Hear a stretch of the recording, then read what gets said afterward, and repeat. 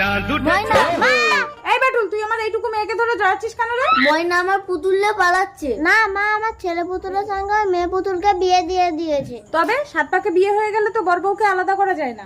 দাঁড়ান দাঁড়ান, বাবা, 7 পাক ঘুরে বিয়ে হয়ে গেলে যদি আলাদা করা না যায়, তাহলে পুতুল কোলে নিয়ে তো আপনার মেয়ের সাথেও আমার ছেলে 7 পাক ঘুরেছে। আমিও তাহলে ওকে ছেলের বউ করে বাড়ি নিয়ে চলে যাব। ওর পুতুল দিয়ে দে ময়না। না ও তো বিয়ে দিয়ে দিয়েছে। তুই একটা ছেলে পুতুলগুলো সকলে মেয়ে পুতুলগুলো কি বিয়ে করে নিয়ে নিবি? আমার ছেলে পুতুল এক কথাটা 10টা বিয়ে দেব। তোর কি রে? বলছি ভিখারির পুতুল দিয়ে দে। বড়াই বউকে আলাদা করতে নেই মা। একটা কথা বলবি? এই ভিখারির ঘরে রাজকুমারীকে বিয়ে দেবে না বাটুল? 20 বছর পর। ময়না ময়না ময়না ময়না, কে? আমি তোমার স্বামী। আমি আবার কবে বিয়ে করলাম? মনে আছে ময়না, ছোটবেলায় পুতুল খেলার ছলে আমি তোমাকে বিয়ে করেছিলাম? বাটুল, ঘরে চলো ময়না। দাঁড়াও দাঁড়াও দাঁড়াও।